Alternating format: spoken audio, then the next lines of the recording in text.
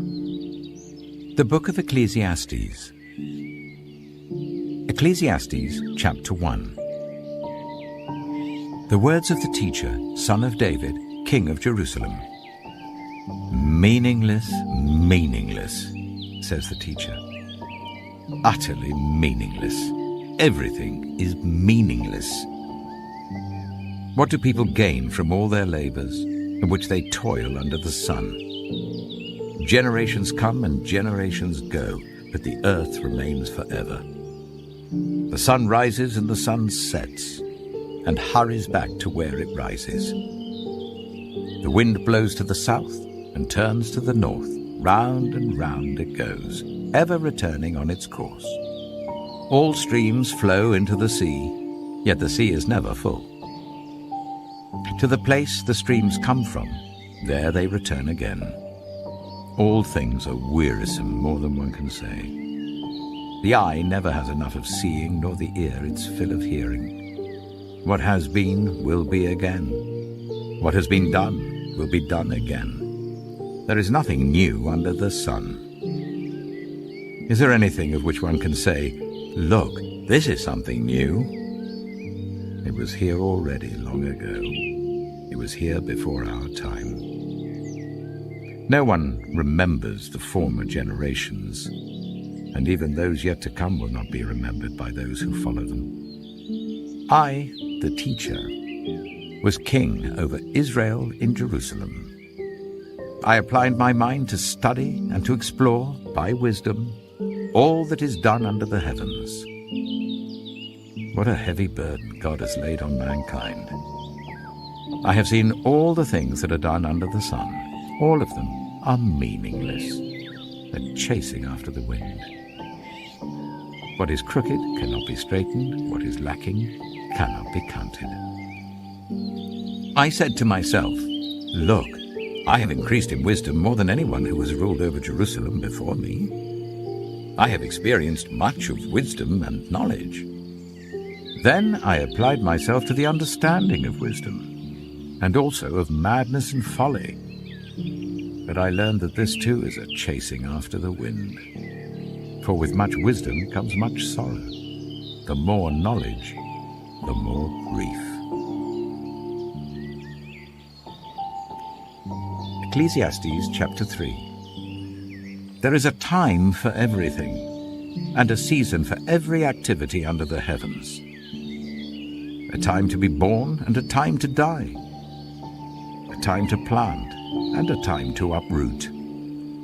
A time to kill and a time to heal. A time to tear down and a time to build. A time to weep and a time to laugh. A time to mourn and a time to dance. A time to scatter stones and a time to gather them. A time to embrace and a time to refrain from embracing. A time to search and a time to give up. A time to keep and a time to throw away. A time to tear and a time to mend. A time to be silent and a time to speak. A time to love and a time to hate. A time for war and a time for peace. What do workers gain from their toil? I have seen the burden God has laid on the human race.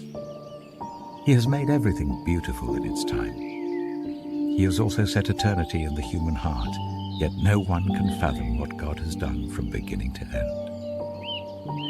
I know that there is nothing better for people than to be happy and to do good while they live, that each of them may eat and drink and find satisfaction in all their toil. This is the gift of God. I know that everything God does will endure forever. Nothing can be added to it and nothing taken from it. God does it so the people will fear him. Whatever is has already been, and whatever will be has been before, and God will call the past to account. And I saw something else under the sun. In the place of judgment, wickedness was there. In the place of justice, wickedness was there. I said to myself, God will bring into judgment both the righteous and the wicked, for there will be a time for every activity, a time to judge every deed. I also said to myself, as for humans, God tests them so that they may see that they are like the animals. Surely the fate of human beings is like that of the animals. The same fate awaits them both. As one dies, so dies the other. All have the same breath. Humans have no advantage over animals. Everything is meaningless. All go to the same place. All come from dust, and to dust all return. Who knows if the human spirit rises upward, and if the spirit of the animal goes down into the earth? So I saw that there is nothing better for a person than to enjoy their work, because that is their lot. For who can bring them to see what will happen after them? Ecclesiastes chapter 12. Remember your Creator in the days of your youth, before the days of trouble come, and the years approach when you will say, I find no pleasure in them. Before the sun and the light and the moon and the stars grow dark, and the clouds return after the rain, when the keepers of the house tremble and the strong men stoop, when the grinders cease because they are few, and those looking through the windows grow dim, when the doors to the street are closed and the sound of grinding fades, when people rise up at the sound of birds, but all their songs grow faint, when people are afraid of heights and of dangers in the streets, when the almond tree blossoms and the grasshopper drags itself along and desire no longer is stirred. Then people go to their eternal home, and mourners go about the streets. Remember him before the silver cord is severed and the golden bowl is broken, before the pitcher is shattered at the spring and the wheel broken at the well, and the dust returns to the ground it came from, and the spirit returns to God who gave it. Meaningless, meaningless, says the teacher. Everything is meaningless. Not only was the teacher wise, but also he imparted knowledge to the people. He pondered and searched out and set in order many proverbs. The teacher searched to find just the right words, and what he wrote was upright and true. The words of the wise are like goads, their collected sayings like firmly embedded nails given by one shepherd. Be warned, my son, of anything in addition to them. Of making many books there is no end, and much study wearies the body. Now all has been heard.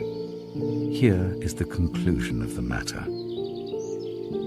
Fear God and keep his commandments, for this is the duty of all mankind. For God will bring every deed into judgment, including every hidden thing, whether it is good or evil.